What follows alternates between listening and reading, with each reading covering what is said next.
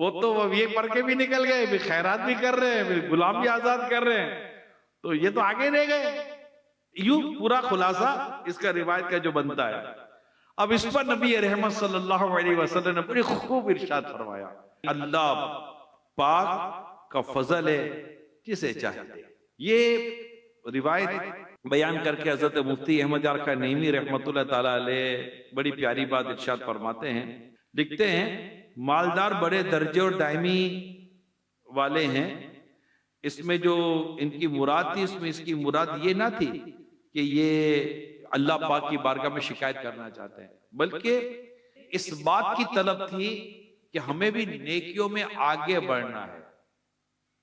یہ رسول پاک صلی اللہ علیہ وسلم سے نیکیوں میں آگے بڑھنے کی تمنا لے کر آئے تھے کہ ہم نیکیوں میں آگے بڑھنا. نہ یہ حسد کر رہے تھے. بعض اوقات کیا ہوتا ہے، بندہ حسد کرتا ہے، یار اس کو یہ ملا ہے تو ہمیں تو نہیں ملا، اس کو ملا تو ہم کو ملے. بلکہ یہ حسد نہیں ہے کہ اس کو ملا تو ہم کو ملا. حسد یہ ہے کہ اسے چلا جائے مجھے ملے.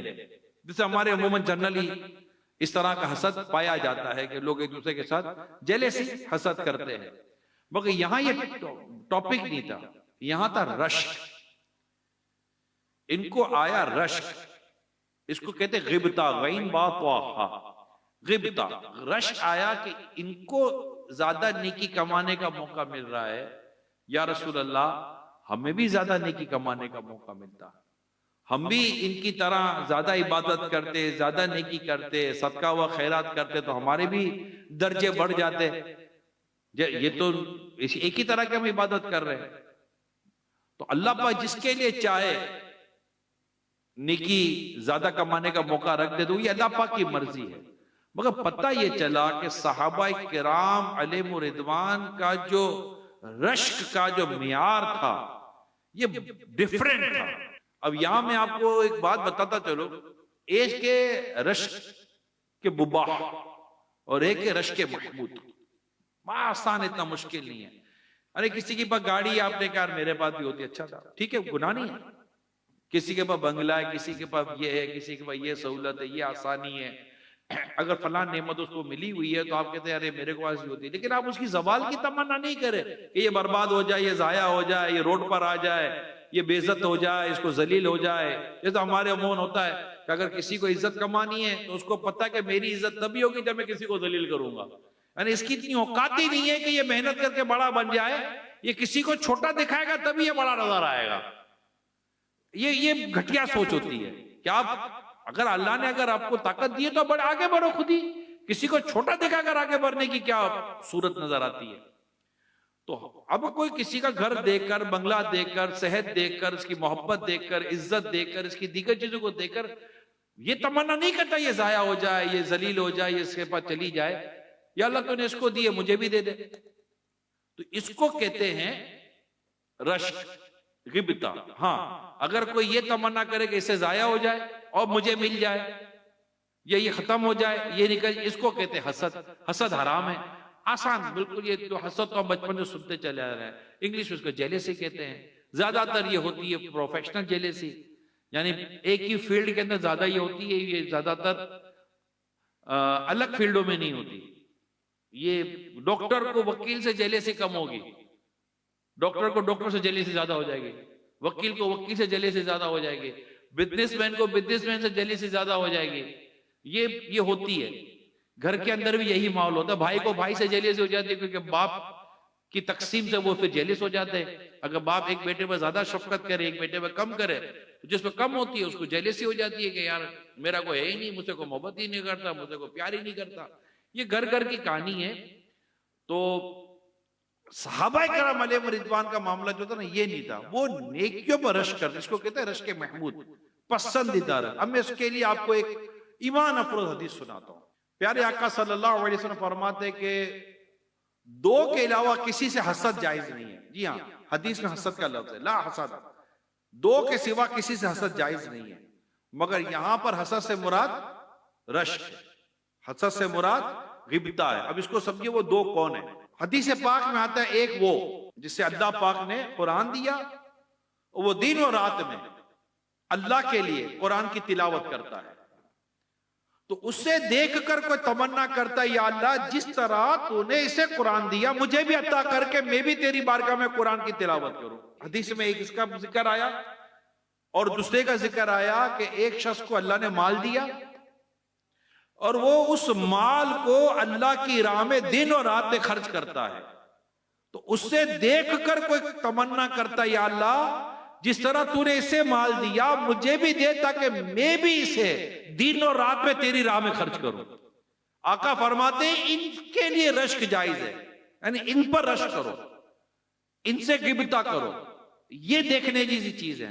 دو باتیں حدیث میں ہمارے نبی پاک نے ہماری گائیڈ لائن کی نا، ہمارے نبی پاک نے ہماری رہنمائی کی کہ بھائی اگر تم کسی کو قرآن پڑھتا دیکھتے ہو تو اب دیکھو یہ کتنا اچھا قرآن پڑھ رہا ہے، یا اللہ مجھے بھی عطا کر کے میں بھی اسی طرح تیری بارگاہ میں قرآن کی تلاوت کر سکوں. اب جو ہمارا مہینہ آنے والا ہے نا رمضان کا، اس سے ماہ نزول قرآن کہا جاتا ہے.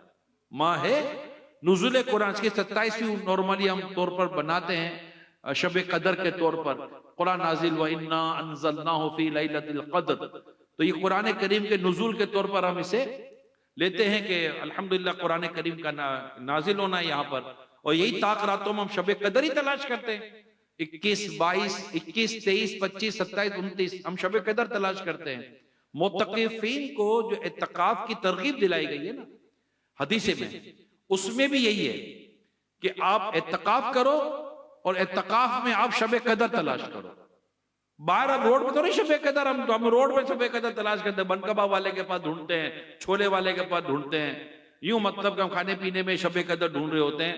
مگر اللہ کے نیک بندے اعتکاف کر کر اللہ کے گھر میں مسجد میں بیٹھ کر شب قدر تلاش کرتے ہیں. چلیں اس عنوان کو اس بات پر میں آگے لے کر چلتا ہوں. اللہ توفیق دینا تو کم از کم آخری عشرے کا اعتکاف تو آپ ضرور کریں، یہ اللہ توفیق دے. 2 حج اور 2 عمرے کا ثواب ہے جو اعتکاف کرتے، یہ سنت اعتکاف ہے. آخری عشرے کا 10 دنوں کا جو اعتکاف ہے یہ سنت اعتکاف ہے.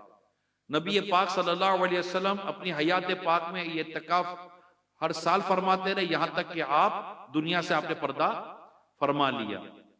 یہ سنت اعتکاف اگر اللہ توفیق دینا ضرور کریں. دعوت اسلامی کا مدنی مرکز الحمدللہ وہاں تو ہزاروں کا اعتکاف ہوتا ہے. خود دعوت اسلامی کے تحت اس سال 25,000 سے زیادہ مساجد میں سنت اعتکاف ہوگا پاکستان میں، more than 25,000. لاسٹ ایئر تقریباً 1,75,000 سے زیادہ اسلامی بھائیوں نے اعتکاف کیا تھا. اس سال ہمارا ٹارگٹ 3 لاکھ پلس ہے. آپ دعا کریں اللہ کامیابی عطا فرمائے. اور مسجد اعتکاف ہوگا، اور اعتکاف وہ عبادت ہے جس کا ذکر اللہ نے قرآن میں فرمایا ہے. تو اللہ توفیق دے اور ہم اعتکاف کریں. اس کے لیے 10 دن کے لیے اپنے آپ کو الگ کریں. تو یہ جو معتکف ہوتا ہے نا، یہ مسجد میں آ کر اعتکاف کر کے اللہ کی بارگاہ میں حاضر ہو کر مسجد میں شب قدر تلاش کرتا ہے. اللہ پاک توفیق دے. یہ تو دیکھیں جو بھی کرتے کو کام کا چھوڑ کر ہی کرتے ہوں گے، سارے بے روزگار تو نہیں آ جاتے، کام کا چھوڑتے ہیں، گھر بار چھوڑتے ہیں. اور ماشاءاللہ ایک تعداد مدینے بھی جاتی ہے تو کام کاج بند کر کے ہی جاتی ہے نا، تو وہاں بھی ماشاءاللہ عبادت کی جاتی ہے. اور ہر کوئی مدینے نہیں جا پاتا تو یہاں بھی عبادت کا موقع ملا ہوا ہوتا ہے. اب اگر میں اگزامپل دے رہا ہوں، اگر اللہ نہ کرے اگر کوئی اعتکاف کی سعادت نہیں ملتی، کوئی اور کام ہے، کوئی اور مجبوری ہے، پریشانی ہے، حق تلف ہوتا ہے، سستی کی وجہ سے میرا مشورہ سستی یہ ہے اعتکاف مت چھوڑیے گا. یار کون اعتکاف کرے گا؟ او بھیا تو عبادت میں مشقت تو ہے نا. کبھی فجر میں سردی میں بولے یار کون وضو کرے گا؟ وضو کر کے فجر پڑھتے ہیں ہم لوگ. تکلیف کی وجہ سے کوئی وضو تھوڑی جائے یار کون وضو کرے گا یار، تو وضو تو کرتے ہیں نا ہم لوگ. تکلیف ہے تو افضل الاعمال احمزها، قرآن حدیث پاک میں ہے افضل عمل وہ ہے جس پہ زحمت زیادہ ہے. خود کو ریڈیوس کر لیں، تھوڑا سمیٹ لیں. یار نہیں میں اعتکاف کروں گا. کئی ایسے آپ کو بڑے بڑے لوگ ملیں گے، اگر آپ مالدار بولیں یا اتھارٹیز بولیں تو وہ ماشاءاللہ ایسے بھی آپ کو ملیں گے جنہوں نے ہر سال اعتکاف کرنا ہوتا ہے. ہمارے اسلام آباد فیضان مدینہ میں اعتکاف ہوتا ہے، کبھی جا کر دیکھیں کیسے کیسے لوگ اعتکاف پہ بیٹھے ہوئے ہوتے ہیں. شاید آپ کو بھی یقین نہیں ہے کہ یار یہ بھی اعتکاف کرتے ہیں. اللہ کی عبادت ہے، اس میں کوئی امیر غریب چھوٹے بڑے کی نہیں ہے. میں آپ کو ایک بات بتاؤں، اعتکاف عبادت ہے، کرے گا وہ جس کو اللہ کی توفیق ہوگی. ہم کم از کم نیت تو کریں کہ اللہ مجھے بھی توفیق دے کہ میں بھی تیری بارگاہ میں آؤں اور میں بھی آخری عشرے کا اعتکاف کر کے اپنے پیارے مصطفیٰ کریم کی سنت پر عمل کرنے میں کامیاب ہو جاؤں. اگر زندگی میں کبھی اعتکاف نہیں کیا نا، میرا مشورہ ہے اگر ہو سکے تو دعوت اسلامی کے دینی ماحول میں کر لیں. کیونکہ ہوتا کیا ہے کہ لوگ جذبے میں اعتکاف میں بیٹھ تو جاتے ہیں. مجھے پتا ہے، میں بھی 91 سے اعتکاف دیکھ رہا ہوں، جب سے میں دعوت اسلامی میں آیا ہوں. لوگ جذبے میں آ کر اعتکاف کر تو لیتے ہیں، اب چونکہ عبادت کی عادت نہیں ہوتی، عبادت کی پریکٹس نہیں ہوتی، اب ایک دو دن تک تو جوش رہتا ہے، بعد میں پردہ ڈال کے بیچارے پیچھے سوئے ہوتے ہیں، یا دوستوں کو بلا کر ملائی پراٹھا کھا رہے ہوتے ہیں رات کو. اگر عبادت کا ذوق ہو، عبادت کا شوق ہو، تلاوت آتی ہو. اب پورا دن ہم پورے رمضان میں تلاوت نہیں کری، اب بولا میں اعتکاف کے دنوں میں تلاوت کروں گا. بھیا تلاوت کی نہیں ہے پورے رمضان میں، اعتکاف کے دنوں میں کتنی تلاوت کر لو گے آپ، کتنی عبادت کر لو گے. اب دعوت اسلامی کا ماحول میں اس لیے کہتا ہوں کہ اس میں ایک باقاعدہ تربیت اعتکاف ہوتا ہے، ماحول بنا ہوا ہوتا ہے، سینکڑوں ہزاروں اسلام بھائی ہوتے ہیں، مبلغین ہوتے ہیں، پورا جدول ہوتا ہے. آپ کو نماز بجماعت، تہجد، صلاۃ و تسبیح، تو قرآن کریم کی تلاوت، تو علم، عمل، نماز کی درستی، عبادت کی درستی. اب نماز کی درستی ضروری ہے. میں مدینے چلا، اللہ پاک بار بار لے جائے، میں مکے چلا، اللہ بار بار لے جائے. پانچوں نمازیں تو وہاں بھی پڑھنی ہے، وضو کر کے تو طواف وہاں بھی کرنا ہے. اگر وضو نہیں آتا، نماز نہیں آتی، تو مکے اور مدینے میں بھی کیا کرو گے؟ بندہ عبادت کے لیے جاتا نا مکے مدینے میں، کوئی خریداری کرنے تھوڑی جاتا ہے. تو سب سے بنیادی بات یہ ہے کہ الحمدللہ دعوت اسلامی کے دینی ماحول میں ہماری عبادت درست کی جاتی ہے. یہ سب سے بڑی نعمت ہے الحمدللہ رب العالمین. میں دعوت اسلامی میں آیا، مجھے یہ نعمت ملی، مجھے یہاں آ کر پتا چلا. جب ہم نہیں تھا، میں نہیں اندازہ ہوا تھا، ہمیں لگتا تھا ہمیں آتا ہے، لیکن جب آئے تو پتا چلا کہ یار نماز پڑھنا تو یہ ہے، عبادت کرنا تو یہ ہے، قرآن پڑھنا تو یہ ہے، غسل کرنا تو یہ ہے، وضو کرنا تو یہ ہے. یہ تو آتا ہی نہیں تھا. زندگی کے کتنے سال گزر جاتے، ہمیں پتا 70 سال کے لوگ دعوت اسلامی کے دینی ماحول میں آئے، 70 سال ہو گئے. اور انہیں اس عمر میں جب دعوت اسلامی کے دینی ماحول میں آ کر قافلوں میں سفر کیا، اعتکاف کیا، کوئی وقت گزارا، تو پتا چلا کہ فرض غسل کیسے اترتا ہے. Can you imagine? 70 سال کی عمر میں جس آدمی کو پتا چلے کہ فرض غسل یوں ہوتا ہے، اب بتائیے وہ بیچارہ زندگی پر کتنا اس کو کیسا صدمہ لگا ہوگا کہ میں نے بھی 70 سال کیا گزارے اپنے نا. اچھا رکوع فرض ہے، رکوع میں یہ بھی ہے، اچھا نماز میں یہ بھی واجب ہے، میرے کو تو آتا ہی نہیں تھا. تو یہ سیکھتا ہے بندہ اس وقت جب جیسے ہم کوئی بھی چیز سیکھنے کے لیے انسٹیٹیوشن میں ایڈمیشن لیتے ہیں، 2 4 والی بات ہے. سی اے کرنا ہے تو آپ کو میڈیکل انسٹیٹیوٹ میں نہیں جائیں گے کہ وہاں سی اے آپ کو کرنا سی اے اور داخلہ میڈیکل کالج میں لے رہے ہیں. It's wrong. سی اے کرنے کے لیے آپ کو سی اے کا انسٹیٹیوٹ چاہیے. اگر آپ کو بزنس ایڈمنسٹریشن کرنا ہے تو آپ کو بزنس کا انسٹیٹیوٹ چاہیے. آپ کو جو بھی کرنا ہے آپ کو انسٹیٹیوشن لیں گے آپ. اسی طرح کا دین سیکھنا ہے تو دین کا انسٹیٹیوشن لیں گے آپ. اور میں ایک انسٹیٹیوشن کا ایڈریس بتا رہا ہوں جس کو ہم دعوت اسلامی دیتے ہیں، جامعۃ المدینہ ہے، ماشاءاللہ وہاں مبلغین ہوتے ہیں. تو اللہ اگر توفیق دینا، میں آپ کو مشورہ دوں گا ہمارے حسین بھائی کے یہاں اجتماع میں کہ اللہ توفیق، حسین بھائی کے گھر سے بھی کوئی ایک آدھ مل جائے، اختر بھائی کے گھر سے کوئی ایک آدھ مل جائے، تو ملنا چاہیے نا. آپ کے گھر سے کوئی آ جائے، آپ آ جائیں، آپ کا بیٹا آ جائے، کوئی آ جائے، اعتکاف کر لیں. نمبر 1 یہ ہو گیا. اگر اللہ نہ کرے اب اعتکاف نہیں کر پاتے تو میں آپ کو ایک مشورہ دیتا ہوں. تا کراتے جو ہے نا 21 23 25 27 اور 29 میں آپ کو مشورہ دے رہا ہوں. تا کراتے ہیں مہربانی کر کے مسجد سے باہر نہ آئیں. یہ آپ کر سکتے ہیں، جو میں کہہ رہا ہوں یہ آپ کر سکتے ہیں. کہ آپ تراویح پڑھیں، تراویح پڑھنے کے بعد آپ مسجد میں رہیں اور پوری رات مسجد میں رہیں. 1000 مہینوں سے بہتر ہے. شب قدر 1000 مہینوں سے بہتر ہے. اور جبریل امین فرشتوں کے ساتھ نازل ہوتے ہیں. مجھے پتہ نہیں رمضان میں موقع ملے نہ ملے آپ سے بات کرنے کا، لیکن ابھی سے میں عرض کر دیتا ہوں، مہربانی کر کے تا کراتے ہیں. سب گھر پورا سال بیٹھتے ہیں، دوستوں میں پورا سال بیٹھتے ہیں یار، پورا مہینہ کھایا پیا یار. یہ 5 راتیں ہو جائیں گی آپ کی. 5 راتیں آج سے آپ نیت کر لیں کہ اللہ کرے گا تو میں اعتکاف کروں گا. نمبر 1. اگر اعتکاف نہیں کرتا تو آج پکی نیت کر لیں، آج ہی سے آپ کو نیت کا ثواب ملے گا. نیت المومن خیر من عملہ، مسلمان کی نیت اس کے عمل سے بہتر ہے. تو آپ کو انشاءاللہ تعالی نیت کا ثواب ملے گا کہ اگر میں اعتکاف نہیں کر پاتا تو میں انشاءاللہ آخری 5 راتیں مغرب سے لے کر فجر کی نماز تک میں مسجد میں رہوں گا اور میں اپنے رب کی بارگاہ میں حاضری دوں گا، یا اللہ اپنی رحمت سے مجھے لیلۃ القدر عطا کر دے. یقین مانے زندگی اتنی مدینہ ہو جائے گی. اور ہم اکیلے نہیں ہوں گے جو یہ کریں گے، جس ٹائم اگر اللہ کی رحمت سے آپ یہ کرنے میں کامیاب ہو گئے نا تو آپ ان کروڑوں لوگوں میں شامل ہوں گے جو کر رہے ہیں، کروڑوں لوگوں میں شامل، جن کو اللہ نے توفیق دی ہے، جو مسجد میں بیٹھے ہوئے ہیں اللہ کی عبادت کر رہے ہیں۔ آپ نے حدیث سنی کہ تلاوت کرتا دے کر رشک کیا جا رہا تھا، اللہ تو نے اس کی جو قرآن دیا مجھے بھی قرآن دے، مشورہ دے رہا ہوں، آپ کو ہمدردی کر رہا ہوں، قرآن سیکھنے پر دھیان دے دیں، اچھا قرآن پڑھوں گا، عمدہ قرآن پڑھوں گا، اللہ کا کلام یوں پڑھوں گا کہ بس جیسا اللہ پاک نے کلام نازل کیا ہے، میں اس طرح اللہ کا کلام پڑھنا چاہتا ہوں۔ دیکھیں یہ سیکھنے سے آئے گا، یہ بغیر سیکھے نہیں آتا، علم سیکھنے سے ملتا ہے۔ ہر چیز ہم نے سیکھی ہوئی ہے، کپڑے بھی پہننا سیکھے تھے، ماں نے کپڑے پہنے سکھائے تھے ہم کو، باپ نے والد صاحب نے کاروبار کرنا سکھایا ہے ہم کو، ہر چیز سیکھنے سے آتی ہے، قرآن سیکھنے سے آتا ہے۔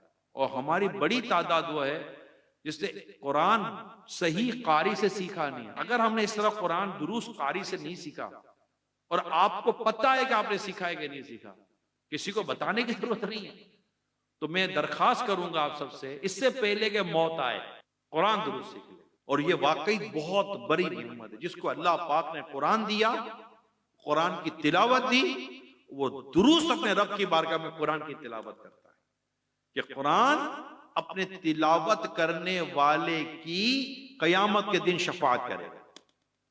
یقین مانیں، جس نے قرآن سے اپنا تعلق جوڑ کے رکھا ہے، اللہ پاک کی رحمت سے قرآن اسے قبر میں بھی کام آئے گا، قرآن اسے حشر میں بھی کام آئے گا، اور قرآن اسے جنت دلائے گا۔ اب پورے قرآن کی بات کر رہا ہوں، میں آپ کو صرف سورہ ملک بتاتا ہوں، سورہ ملک جس سے 29 پارہ شروع ہوتا ہے، 29واں پارہ، تبارک الذی بیدہ الملک، جہاں سے شروع ہوتا ہے سورت شروع ہوتی ہے۔ صرف یہ سورت ہے جس کی 30 آیات ہیں، روزانہ رات کو جو شخص یہ سورت مبارکہ پڑھے، یہ سورت اسے عذاب قبر سے بچائے گی، میرے آقا نے فرمایا ہے، اور اللہ پاک سے جھگڑ کر اس کو جنت دلائے گی۔ یہ سورت مبارکہ جو اس کو پڑھے گا، یہ سورت اس کو چھوڑے گی نہیں، تنہا نہیں چھوڑے گی۔ ایک قرآن کی سورت کا یہ عالم ہے، آپ سوچو پورے قرآن کا فیضان کیسا ہو، جو ہمیں بدقسمتی میں پڑھنا نہیں آتا۔ اب بولو آتا ہے، ٹھیک ہے، کسی قاری صاحب کے ساتھ بیٹھ کے سناؤ، زبان نہ لڑکھڑا جائے تو آپ مجھے بولنا، پھر وہ بتائیں گے کہ آپ کو ہم کو بسم اللہ پڑھنے بھی آتے۔ یہ تو سارے سب کو بولتا ہے میرے کو قرآن پڑھنے آتا ہے، کبھی بیٹے کسی امام صاحب قاری صاحب کے سامنے قرآن سنائیں، پھر پتا چلے گا۔ میں بھی 2-4 بار انگلش کے بول لوں گا، لیکن جس کو انگلش آتی ہے اس کے سامنے بیٹھوں گا تو پتا چلے گا کہ میں کتنے پانی میں ہوں۔ تو کسی کے ساتھ بیٹھ کر ہم نے نماز نہیں سنائی، بہت ویری سوری ٹو سے۔ رمضان آ رہا ہے نا، تیاری کرنی ہے، فرض کا ثواب 70 فرضوں کے برابر ہے رمضان میں، فرض کا ثواب 70 فرضوں کے برابر، نفل کا ثواب فرضوں کے برابر، نفل کا ثواب فرض کے برابر، اور فرض کا ثواب 70 فرضوں کے برابر ہے۔ اب سوچیے اس کی پریپریشن کیسی ہونی چاہیے۔ شعبان یہ رمضان کی تیاری کا مہینہ، یہ یاد کر لیں آپ، میں نہیں کہتا، ہمارے علماء بزرگوں نے فرمایا رمضان یہ شعبان یا رمضان کی تیاری۔ ہم تو شعبان آیا بھی چلا گیا، اس میں تو ہم نے کچھ، اس میں کوئی خاص ہم نے کوئی اہتمام کیا ہی نہیں ہے، حالانکہ شعبان نے اللہ کی بارگاہ میں عرض کی، یا اللہ تو نے مجھے رمضان اور رجب کے درمیان میں رکھا، رجب یہ ماہ حرام ہے جو 4 مہینے حرام، جو حرمت والے مہینے ہیں، قرآن میں جس کا ذکر ہے، اور رمضان کو یہی برکت والا مہینہ ہمیں سب پتا ہے۔ شعبان اپنے رب کے حضور عرض کرتا ہے، یا اللہ تو نے مجھے رجب اور رمضان کے درمیان میں رکھا، ان دونوں کو فضیلت دی، مجھے کیا فضیلت ہے؟ اللہ فرماتا ہے میں نے تجھ میں تلاوت قرآن کی فضیلت رکھی کہ تجھ میں قرآن کی تلاوت کی جائے گی۔ ہم نے کتنا قرآن پڑھ لیا شعبان میں؟ میری درخواست ہے آپ سب سے، قرآن پڑھیں، قرآن کو سمجھیں، یہ ہمارے رب کا کلام ہے، اور اس کو سمجھنے کے لیے پڑھنے، میں نے خود آج اہتمام کیا ہے، پیچھے مکتبۃ المدینہ کا اسٹال ہے، بستہ جس کو ہم کہتے ہیں، وہاں الحمدللہ قرآن کریم اور تفاسیر، معرفت القرآن، بہت ساری چیزیں میں نے کہا یار لے آئیے گا انشاءاللہ۔ اسلامی بھائی اللہ نے توفیق دی تو لے، میرا بزنس نہیں ہے، یہ دھندوں کو لے نہیں ہے، میرا کاروبار نہیں ہے، دعوت اسلامی کا اپنا اسٹال ہے مکتبۃ المدینہ، نفع نقصان دعوت اسلامی کا ہے، کسی کا ذاتی نفع نقصان نہیں ہوتا، لیکن مجھے تھا کہ کچھ قرآن پہ بات ہوگی، اور سطح اسلامی بھائیوں کو یار چلو یار میں بھی کچھ قرآن لے جاتا ہوں، معرفت القرآن لے جاتا ہوں، کلر وائز ہے، میں سمجھوں کہ قرآن کو کس طرح سمجھنا ہے۔ ایسا قرآن کریم سمجھنے کا آپ کو فائدہ ہوگا، ایسا فائدہ ہوگا، ایسا مزہ آئے گا۔ قرآن کریم کی صورتوں کو کی نسبتیں سمجھ میں آئیں گی، قرآن کریم کے مضامین سمجھ میں آئیں گے۔ اللہ پاک نے قرآن کریم میں مومن کا ذکر کیا، جنت کا ذکر کیا، اس کے بعد کفر کا ذکر کیا، کافروں کا ذکر کیا، پھر جہنم کا ذکر کیا۔ آپ پڑھیں تو صحیح اس کو اس طرح، قرآن کریم کو اس کے اسلوب کے ساتھ پڑھیں۔ مزے کو مزہ نہ آئے تو مجھے کہیے گا، دل نہیں کرے گا قرآن بند کرنے کا، کہ قرآن کے مضامین کبھی بھی ختم نہیں ہوں گے، کتابوں میں لکھا ہوا ہے۔ قرآن پڑھنے والوں کو کبھی قرآن سے اکتاہٹ نہیں ہوگی، کتابوں میں لکھا ہوا ہے۔ ہماری سمجھ میں نہیں آتا، ہم اچھا سمجھ نہیں آتا، لیکن میں وہ قرآن کی بہت خوبصورت بات بتاتا ہوں۔ میں بہت پرانی بات کر رہا ہوں، شورا نہیں بنی تھی دعوت اسلامی کی۔ میں تراویح پڑھ رہا تھا مسجد میں، امام صاحب کے پیچھے امام صاحب تراویح سنا رہے تھے، میرے ساتھ ایک شخص کھڑا تھا، وہ بھی کوئی سا مطلب زیادہ وہ چکے تھے نا مولانا، اس طرح کی ترکیب نہیں تھی، مگر وہ پھوٹ پھوٹ کر رو رہا تھا تراویح کے اندر۔ اس بات میں کوئی دو رائے نہیں تھی کہ اس کو قرآن شاید سمجھ میں نہیں آ رہا تھا، قرآن تو عربی میں ہمیں نہیں سمجھ آتا۔ آپ کو خود تجربہ ہوگا، آپ میں سے کئی ایسے ہوں گے جنہوں نے قرآن سنا ہوگا اور آپ کو رونا آیا ہوگا۔ اب میں یا اردو میں بیان کر رہا ہوں، میں بیان کروں بنگالی میں بیان کروں فرینچ میں، کوئی ادھر جا رہا ہوگا کوئی ادھر جا رہا ہوگا، سمجھ ہی کسی کو نہیں آ رہا ہوگا، رونا تو دور کی بات ہے۔ اس بات پر رونا آ رہا ہوگا کہ اس کو اردو بولنے کی کیا، اس کو یہ اردو میں کیوں نہیں بولتا تاکہ ہم کو سمجھ میں آئے۔ کوئی زبان میں بولوں گا آپ کو سمجھ میں نہیں آئے گی، آپ کی دلچسپی نہیں ہوگی، رونا تو بڑی دور کی بات ہے۔ قرآن عربی میں، قرآن عربی میں، جب امام صاحب قاری صاحب قرآن پڑھتے ہیں ہماری سمجھ میں نہیں آ رہا، مگر آپ کو ایسے ہزاروں لاکھوں مسلمان ملیں گے جب قرآن کی تلاوت ہوتی ہے یہ پھٹ پھٹ کر رو رہے ہوتے ہیں، آپ کو ملیں گے ایسے، آپ بھی ان میں شامل ہو سکتے ہو، آپ کو بھی قرآن کی تلاوت سنتے سنتے رونا آیا ہوگا۔ میں آپ سے پوچھتا ہوں، سمجھ میں نہیں آیا تو رونا کیوں آیا؟ جب سمجھ ہی نہیں آئی تو رونا کیوں آیا؟ رونا سمجھنے سے نہیں آیا، رونا قرآن کی تلاوت کے فیضان سے آیا کہ جب قرآن کی تلاوت ہوتی ہے تو فرشتے نازل ہوتے ہیں، رحمت کے فرشتے اترتے ہیں، قلبوں کو دھوتے ہیں، انسان کو رونا، بندے کو رونا آ جاتا ہے۔ یہ قرآن کا اعزاز ہے، اور یہی قرآن ہے جو ہم نہیں کھولتے۔ 8 10 10 12 دن، مہینہ مہینہ گزر جاتا ہے، لوگ قرآن نہیں کھولتے۔ تو آنے والا مہینہ ماہ نزول قرآن ہے، ماہ رمضان۔ آج آپ نیت کر لیں میرے پیارے اسلامی بھائیوں، ایک تو میں آپ کو دعوت دوں گا کہ یہاں سے کتابیں وغیرہ لے کر جائیے، قرآن کریم لے کر جائیے، انشاءاللہ آپ کو فائدہ ہوگا۔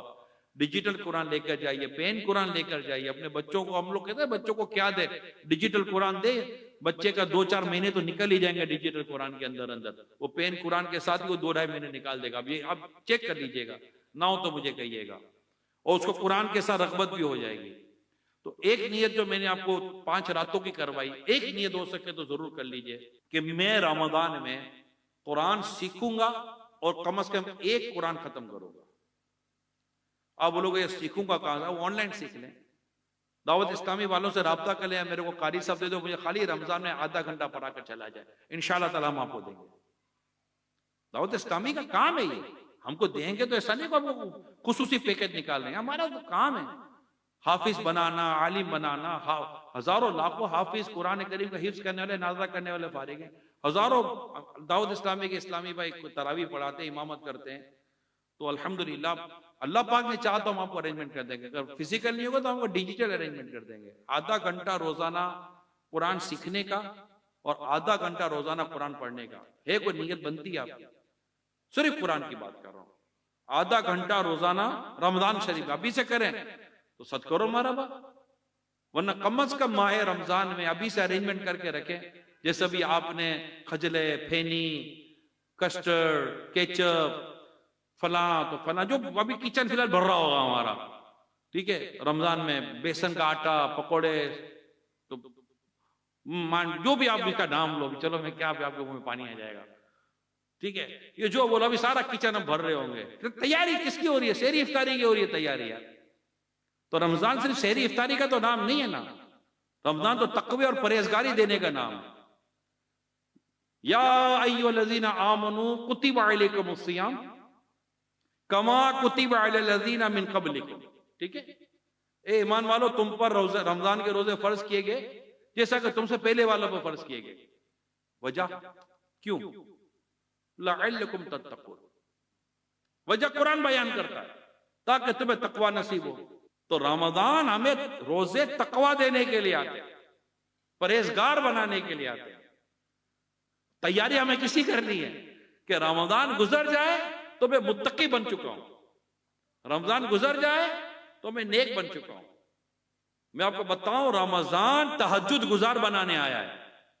آپ بتائیے، ہمیں اٹھنے کی عادت ہی نہیں ہے، ہم اٹھتے ہی نہیں ہیں۔ اللہ توفیق دے فجر میں اٹھ جائیں تو بہت ہے، اللہ توفیق دے فجر میں اٹھے تو بہت ہے۔ تو فجر کا الارم رکھتا کون ہے؟ یا تو آفس کا الارم ہے یا بچے کے اسکول کا الارم ہے۔ فجر کے الارم تو خوش نصیب لوگ رکھتے ہیں۔ اب فجر میں اٹھنا مشکل ہے، اللہ کی توفیق سے رمضان ہمیں سحری میں اٹھاتا ہے، رائٹ؟ صرف 15 سے 20 منٹ پہلے آپ نے اٹھنا ہے، تہجد پڑھ لیں گے۔ اللہ نے چاہ تو تہجد پڑھیں گے نا تو مدینہ مدینہ ہو جائے گا۔ میں آپ کو بتاؤں تہجد کا ثواب، اللہ کرے کہ ہم تہجد پڑھنے والے بن جائیں، رب کریم کی رحمت شامل آ رہے۔ تہجد کے لیے کتابوں میں لکھا ہے، حدیث پاک میں پیارے آقا صلی اللہ علیہ وسلم فرمایا، فرض نماز کے بعد سب سے افضل نماز رات میں پڑھی جانے والی نماز ہے۔ مسلم شریف کی حدیث سنائی آپ کو۔ ایک اور حدیث میں حضور اکرم صلی اللہ علیہ وسلم فرمایا، رمضان کے بعد سب سے افضل روزے اللہ کے مہینے محرم کے ہیں، اور فرض نماز کے بعد سب سے افضل نماز تہجد کی نماز ہے۔ تو تہجد کی نماز پڑھنے کے لیے میں کہتا اگر عادی بننا چاہتے ہیں، عادی بننا چاہتے ہیں تہجد کی نماز کا، اس کے لیے ہمیں ضد کرنی پڑے گی، تھوڑا سا آپ کو ضدی بننا پڑے گا۔ جیسے لوگ بعض چیزوں میں ضدی بنتے نا، نہیں میں یہ جو ڈائٹنگ کی طرف چلے جاتے ہیں، نہیں یہ نہیں کھاؤں گا، آپ کو لاکھ کھلا بولا نہیں کھاؤں گا، یہ ضد ہی ان کو ڈائٹ کرواتی ہے۔ اگر ضد نہ کرے تو یہ ڈائٹ وائٹ نہیں کر سکتے۔ آپ کو ضد تہجد پڑھا دے گی۔ میں آپ کو بتا رہا ہوں طریقہ، میں آپ کو بتا دیتا ہوں۔ آپ ضد پکڑ لیں کہ میں نے رات کو اتنے بجے سونا ضرور ہے کیونکہ مجھے اٹھنا ہے، مجھے تہجد پڑھنی ہے۔ آپ کو اللہ پاک نے تو آپ کو تہجد کی عادت ہو جائے گی۔ راتوں کو ادھر ادھر وقت گزارنے سے اچھا بندہ سو جائے، اٹھ جائے۔ تھوڑے دنوں تک شاید آپ کو روٹین میں مسئلہ ہوگا، لیکن انشاءاللہ روٹین بن جائے گی۔ اور اگر آپ تہجد پڑھنے میں کامیاب ہو گئے رات کو سونے کے بعد، تو فجر کے بعد آپ کو اشراق چاش کی نماز بھی مل جائے گی۔ یہ ماہ رمضان کا پیکیج میں آپ کے ساتھ ڈسکس کر رہا ہوں، قرآن کریم سیکھنے کا، قرآن کریم پڑھنے کا، تہجد پڑھنے کا، اور ماشاءاللہ فجر کے بعد اشراق چاش کی نماز پڑھنے کا۔ اللہ نے چاہا تو یہ وہ چیزیں ہیں جو ماہ رمضان میں اگر ہم نے کی تو یہ ماہ رمضان کی یہ عبادات اگر بعد میں ہمیں توفیق مل گئی تو یہ انشاءاللہ ماہ رمضان کے بعد بھی چلیں گی، اور ہماری لائن جو ہماری ڈائریکشن ہے نا وہ صحیح ہو جائے گی۔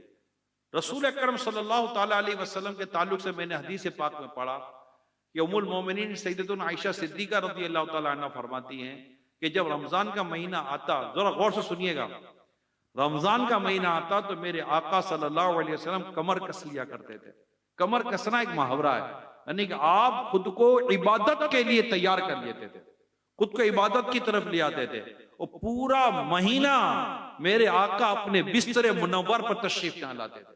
جب میں نے حدیث پڑھی میں غور کرتا رہا کہ نبی پاک صلی اللہ علیہ وسلم یہ کس طرح کیسی عبادت کے لیے کمر باندھ لیا آپ نے کہ خود آپ کی اس کے علاوہ عبادت میں سے بے مثال تھی۔ یعنی ہم تو عبادت کیا کرتے ہیں، اللہ کے پیارے حبیب صلی اللہ علیہ وآلہ وسلم، ہماری جان قربان ہمارے آقا پر، آقا کی رات کے قیام پر اللہ پاک فرماتا ہے حبیب اپنے قیام کو کم کر دو۔ آپ غور کر رہے ہیں، یعنی اللہ پاک پیارے حبیب کی عبادت پر فرماتا ہے جو رات کو میرے آقا قیام فرماتے ہیں کہ یا رسول کیا اے حبیب اپنے قیام کو کم کر دو۔ یعنی آپ اتنا طویل قیام فرماتے تھے کہ آپ کے پاؤں میں ورم آ جاتا تھا، آپ کے پاؤں سوج جاتے تھے۔ خود حضرت عائشہ صدیقہ رضی اللہ تعالیٰ عنہ ایک دفعہ کہتی ہیں یا رسول اللہ نے آپ کے صدقے آپ کے اگلے اور پچھلوں کے گناہ بخش دیے، آپ اتنی عبادت فرماتے ہیں، تو کہتے ہیں عائشہ کیا میں اپنے رب کا شکر گزار بندہ نہ بنوں؟ اتنی عبادت کی ہے میرے مصطفیٰ کریم نے۔ سوچئے کہ اللہ پاک فرمائے حبیب اپنی رات کے قیام کو کم کریں، قرآن کریم میں ہے، اور ایسی کیفیت ہے کہ اتنی عبادت ہے میرے آقا کی، اتنی عبادت ہے میرے آقا کی، اور اس میں رمضان آئے تو میرے آقا کے بارے میں بیان کیا گیا کہ آقا کمر کس لیتے تھے، یعنی تیار ہو جاتے تھے۔ اب سوچے کہ ماہ رمضان میں عبادت کا عالم کیا ہو، کتنی عبادت کرتے ہوں گے میرے آقا، تلاوت میرے آقا کتنی کرتے ہوں گے۔ اور ماہ رمضان میں تلاوت کا یہ عالم تھا کہ جبریل امین نہ حاضر ہوتے تھے، سدرۃ المنتہا سے جبریل امین حاضر ہوتے تھے، اور میرے آقا جبریل امین کے ساتھ رمضان میں قرآن کا دور فرماتے تھے۔ سخاوت میرے آقا کی کتنی ہے، واہ کیا جود و کرم ہے شہ بتہا تیرا، نہیں سنتا ہی نہیں مانگنے والا تیرا۔ آقا کی سخاوت اتنی تھی، ایک مرتبہ نبی پاک صلی اللہ علیہ وسلم کے آگے مال تھا، آپ نے سب مال تقسیم کر دیا، سارا مال تقسیم، آقا اپنے پاس کچھ نہیں رکھتے تھے، بانٹ دیتے تھے، سب بانٹ دیتے تھے، سارا مال بانٹ دیا۔ ایک شخص حاضر ہوتا ہے، سخاوت سنیے میرے آقا کی، ایک شخص حاضر ہوتا ہے، آقا مجھے نہیں ملا، آقا مجھے نہیں ملا۔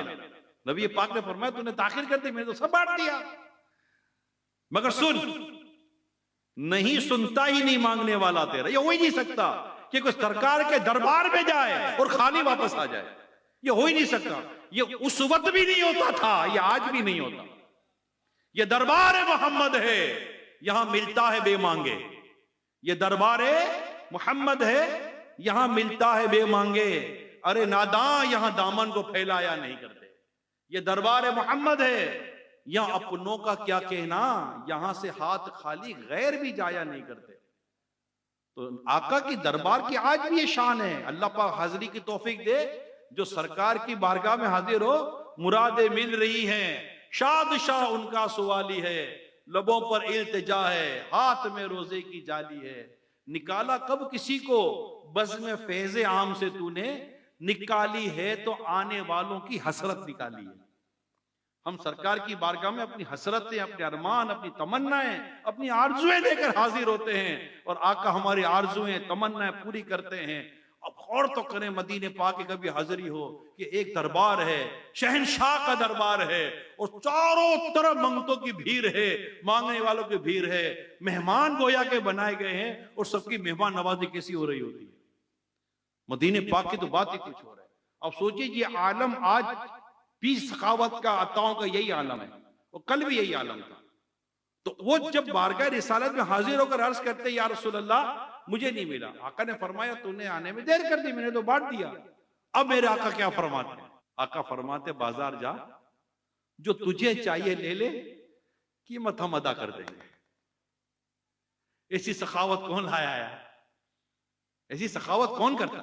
میرے آقا کرتا صلی اللہ علیہ وآلہ۔ یہ سرکار کی سخاوت کا عالم تھا، برابر۔ حاتم طائی کا نام آپ نے سنا ہوگا، ہمارے ویسے کوئی سخاوت ہوتے تو کہتے یار بڑا حاتم طائی ہے۔ ہمارے حاتم طائی بطور سخاوت مشہور ہے۔ حاتم طائی یہ مسلمان نہیں تھا، مگر اس کی بیٹی اور اس کے بیٹے حضرت عدی بن حاتم یہ دونوں کلمہ پڑھ کے مسلمان ہوئے۔ حاتم طائی کے بارے میں مشہور تھا کہ یہ اس کے جیسے کہ مثال کے طور پر 100 دروازے، اور حاتم طائی دربار ہے، جو جس دروازے سے آتا حاتم طائی اس کو دے دیتا۔ اگر ایک شخص 100 دروازوں سے بھی آتا نا تو حاتم طائی اس کو یہ نہیں کہتا تھا کہ تو 100 دروازوں سے آیا، جو بھی آتا اس کو حاتم طائی دے دیتا۔ تو کسی نے کہا دیکھو یہ حاتم طائی کی سخاوت ہے، تمہارے آقا کی کیسی سخاوت ہے؟ تو عرض کرتا ہے حاتم طائی تھا، کسی کو 100 دفعہ آنے کی ضرورت پڑی، میرے مصطفیٰ کی بارگاہ میں جو ایک بار آتا تھا نا دوبارہ آنے کی حاجت نہیں پڑتی تھی۔ بن مانگے دیا اور اتنا دیا، دامن میں ہمارے سمایا نہیں۔ یہ آقا کی سخاوت ہے، یہ سخاوت ہے میرے آقا صلی اللہ علیہ وسلم، جو میں نے کہا۔ اور رمضان میں روایتوں میں آتا ہے کہ آقا کی سخاوت کا ایسے عالم تھا کہ تیز ہوا چلتی ہو جیسے پتے گرتے ہیں نا، میرے آقا کی سخاوت کا عالم یہ تھا۔ اب آپ سوچئے، عبادت میں نے آپ کو بیان کی، اس عبادت میں اضافہ، وہ کیا عبادت ہوگی رمضان کی؟ تلاوت جبریل امین کے ساتھ دور، وہ رمضان میں کیا تلاوت ہوگی پیارے آقا کی؟ سخاوت کہ جس کے بارے میں کیا میں بیان کروں، لیکن رمضان میں سخاوت بڑھ جاتی تھی، میرے آقا کی سخاوت کا عالم کیا ہوگا؟ یہ میں نے تینوں باتیں نبی پاک صلی اللہ علیہ وسلم کے ایک حدیث سے بیان کی ہیں آپ کو۔ تو ہمیں یہ تینوں چیزوں کو سمجھنا ہے، ہمارے اپنی عبادت مسجد، رمضان مسجد، اور آتے ہیں لوگ مسجد میں، ایسا نہیں آتے، رمضان میں مسجد میں لوگ آتے ہیں، لیکن ہمارا ذہن ہمارا بننا چاہیے رمضان مسجد، رمضان تلاوت، رمضان تراویح، رمضان عبادت، رمضان سخاوت، رمضان میں آپ تقوی حاصل کرنا ہے۔ یہ ہمیں رمضان، یہ 30 دن 30 ڈیز ہیں، آلموسٹ ہمیں 30 ڈیز کی بڑی زبردست تربیت کا ایک سلسلہ ہے، مگر سیریس ہونا پڑے گا. اس کے لیے کچھ آپ کو دوستیاں، ملاقاتیں، تعلقات مہربانی کر کے ریڈیوس کر دیں. مدینہ پاک میں بھی ہم دیکھتے ہیں لوگ نہیں ریڈیوس کرتے. مدینہ پاک میں بھی لوگ اسی طرح آپس میں مل رہے ہوتے ہیں. میں یہی کہتا ہوں یار مدینے میں ملنے آئے ہو کہ آقا سے پاس آئے ہو؟ جس کے پاس آئے ہو اس کے پاس رہو نا، ایک دوسرے کے پاس کیا کرنے جاتے ہو؟ اور سنا بیو قرآ حال ہے الو کھائے چو سینڈوچ. ارے بھیا یہاں رہو نا مسجد نبی شریف میں، سرکار کی بارگاہ میں آئے ہو، نہیں وقت نکال دے آقا کی بارگاہ. عادت نہیں ہے. میں آپ کو بتاتا ہوں ہمارے اندر کوئی سوئچ نہیں ہے، بٹن نہیں ہے. آن عبادت، آف عبادت، آن عبادت، آف عبادت، ایسا کوئی بٹن ہے ہی کوئی نہیں. روٹین سے ہم چلتے ہیں. رمضان آئے گا، پہلی دوسری تیسری رات کو آپ دیکھو فجر کی نماز میں رش، تیسری چوتھی رات سے رش ہونا کم ہونا شروع ہو جاتا ہے. عادت نہیں ہے ہماری. وہ ایک جوش ہے جو آیا جیسے دودھ ابلتا ہے، تھوڑی دیر ابلا رہتا ہے پھر نیچے چلا جاتا ہے. پہلی دوسری تیسری رات کو عبادت کا جوش ابلتا ہے پھر نیچے آنا شروع ہو جاتا ہے. ماحول نہیں ہوتا، سوچ میں پختگی نہیں ہوتی. سوچ میں پختگی ہو، ماحول ہو اور ذہن ہو اور سنجیدگی ہو کہ میں نے اس آنے والے رمضان کو اپنی تبدیلی کا مہینہ بنانا ہے. بس یہ آیات کر لیں لعلکم تتقون، تاکہ تمہیں تقوی نصیب ہو. رمضان زندگی کے کئی آ گئے، ہم نہیں جانتے ہمیں رمضان ملے گا نہیں ملے گا، ہم نہیں جانتے. اگر ہم صحت، تندرستی، عافیت، ایمان کی سلامتی کے ساتھ رمضان پالیں، یہ رمضان میری درخواست ہے اللہ مجھے، میرے لیے بھی دعا کر اللہ مجھے بھی توفیق دے، نیکی کی، تقوی کی، پرہیزگاری کی، عبادت کی، ریاضت کی. اللہ مجھے بھی توفیق عطا کرے. میں بھی پڑھتا ہوں، میرا بھی بڑا دل کرتا ہے کہ یہ بھی کر لیں، یہ بھی کر لیں، یہ بھی کر لیں. بس اللہ نصیب کرے. تو اللہ آپ کو بھی توفیق دے، مجھے بھی توفیق دے. آنے والا یہ ماہ رمضان 1446 سن ہجری کا، 2025 سن عیسوی کا رمضان میری زندگی کی تبدیلی کا سال بن جائے. میرے حال کو بدل دے، میری کیفیت کو بدل دے، میری سوچ کو بدل دے اور مجھے آخرت کی تیاری کی طرف لے جائے. یہ رمضان مجھے آخرت کی تیاری کی طرف لے جائے. یہ رمضان سے میرے دل سے دنیا کی محبت، مال کی محبت اور کئی ایسی محبتیں جو میرے دل سے دور ہو جائیں اور میں اللہ پاک کی عبادت کے لیے فارغ ہو جاؤں. حدیث قدسی ہے. حدیث قدسی کسے کہتے ہیں؟ حدیث قدسی سے کہتے ہیں کہ اللہ فرماتا ہے، مگر یہ میرے آقا فرماتے ہیں کہ اللہ یہ فرماتا ہے. یہ قرآن کریم کی آیت نہیں ہوتی، یہ حدیث، یہ ہوتی حدیث ہی ہے، حدیث قدسی. کہ سرکار صلی اللہ علیہ وسلم نے فرمایا، اللہ فرماتا ہے اے بندے تو خود کو میری عبادت کے لیے فارغ کر دے. تو خود کو میری عبادت کے لیے فارغ کر دے، میں تیرا ہاتھ غنا سے بھر دوں گا اور تیری فقیری دور کر دوں گا. صحیح حدیث سنا رہا ہوں میں آپ کو. تیرا ہاتھ غنا سے بھر دوں گا اور تیری فقیری دور کر دوں گا. اور اگر تو خود کو میری عبادت کے لیے فارغ نہیں کرے گا، میں تیرا ہاتھ کام کاج سے بھر دوں گا اور تیری تنگدستی فقیری کو دور نہ کروں گا. یہاں عبادت، میں نے اس کی شرح پر یہ ایکسپلینیشن آپ کے سامنے رکھ دیتا ہوں حدیث کی، کوئی مس انڈرسٹینڈنگ نہ ہو. یہاں اسے یہ مراد یہ نہیں بندہ کام کاج، کاروبار، سب کچھ روزگار چھوڑ کر مسجد میں بیٹھ گیا، یہ نہیں اسے مراد ہے. حدیث کی ایکسپلینیشن ہے یعنی جو بھی کام کرے عبادت کے ساتھ کرے، عبادت کی نیت کے ساتھ کرے، حلال طریقے سے کرے، جائز طریقے سے کرے، فرائض کی پابندی کرے، حرام سے بچے، ناجائز کاموں سے بچے، گناہ سے بچے اور اپنے رب کی عبادت کرے، نماز وقت پہ پڑھے، جو جو ان کے پر فرائض ہیں، واجبات ہیں، جو ایک مسلمان کو پتہ ہونا چاہیے. obligatory knowledge of اسلام کو لرن کرنا، this is our basic responsibility. یہ آپ کو پتہ ہونا، مجھے پتہ ہے نا کہ مطلب علم کا طلب کرنا ہر مسلمان کو فرض، طلب العلم فریضۃ علی کل مسلمین، حدیث بالکل واضح ہے. تو اگر ہم اپنے آپ کو عبادت کے لیے فارغ کرتے ہیں حدیث میں جیسا آیا ہے، تو اللہ پاک نمبر 1 غنی کرتا ہے. کیا کرتا ہے؟ غنی سے غنی کرتا ہے. غنی کی 2 قسمیں میں آج آپ کے ساتھ شیئر کرتا ہوں. ایک غنی تو وہ اللہ پاک مال اتنا دے دیتا ہے کہ یہ بولتا ہے مال مل گیا، اور ایک غنی وہ ہے کہ اللہ پاک دل سے مال کی محبت ہی نکال دیتا ہے کہ اس کے پاس مال ملے تو اس کو دکھ ہوتا ہے، نہ مال نہ ملے تو خوش رہتا ہے. الحمدللہ رب العالمین. میں کہہ سکتا ہوں کوئی دو رائے نہیں ہے، میں نے ایسا اپنے پیر و مرشد ابی سنت کو ایسا ہی پایا. مال ملے تو خوشی نہیں ہوتی. اس کا اظہار تو خود آپ نے کل مدنی مذاکرے میں فرمایا تھا، کل ہفتہ مدنی مذاکرہ مدنی خود آپ نے فرمایا تھا کہ میرے کو پیسہ آتا ہے میرے کو ٹینشن ہو جاتی ہے. یہ بھی اولیاء کرام کی قسمیں اور یہ کتابیں بھری ہوئی ہیں اس قسم سے. تو یہ بھی غنی کی قسم ہے کہ اللہ پاک مال سے بے نیاز کر دیتا ہے، اور یہ اتنی بڑی نعمت ہے. اللہ پاک مجھے یہ نعمت عطا کرے، میں تو دعا کرتا ہوں اللہ مجھے یہ نعمت دے دے. مال کی محبت ہی ختم ہو جائے، جان ہی چھوڑ جائے گی. یہ یقین مانے اتنی بڑی نعمت ہے، ورنہ یہ مال کہاں کا گھماتا ہے سب آپ کو اندازہ ہے، اور مال کیا کیا کرواتا ہے یہ بھی آپ کو اندازہ ہے. یہ سب ہے. تو اللہ توفیق دینا، تو بس یہ عبادت کے لیے فارغ ہونا. تو اللہ کی بارگاہ سے نعمت کیا ملے گی؟ عبادت فارغ ہے، تیرا ہاتھ گنا سے بھر دوں گا، غنی کر دے گا اللہ پاک، اور تیری فقیری دور کر دوں گا. رزاق تو اللہ ہے، رزق تو اللہ کے دستے قدرت میں، جس کے چاہے کھول دے، جس کے لیے چاہے بند کر دے. ہم اپنے رب کے حضور چلے جائیں. اب ہم سارے گھر کے رزاق بن گئے، جبکہ ہمیں سارے عبد الرزاق. گھر کا رزاق ہم تھوڑی ہیں، رازق تو اللہ ہے. ہم سارے بنے عبد الرزاق، ہم سب کا رزق اللہ عطا کرتا ہے. اور ماہ رمضان یہ عبادت کے لیے وقف کر دے. ایک رمضان کا مہینہ، ریکویسٹ ہے میری آپ سے، اگر اب تک نہیں کیا، گھر میں بھی بتائیں، گھر میں بتائیں، بچوں کو بتائیں، بیوی کو بتائیں، والدین کو بتائیں کہ پورا رمضان گھر میں میری درخواست ہے مدنی چینل چلائیں. گناہوں بھری کوئی پروگرام گھر میں نہ چلائیں. کیا ضرورت ہے ماہ رمضان میں بھی گناہ کرنے کا؟ اللہ گناہ سے ہمیں ہمیشہ کے لیے بچائے. ماشاءاللہ فیضان مدینہ کا میں نے اعتکاف کی، اور دیگر اعتکاف کی میں نے آپ کو دعوت دی ہے. یہ کریں.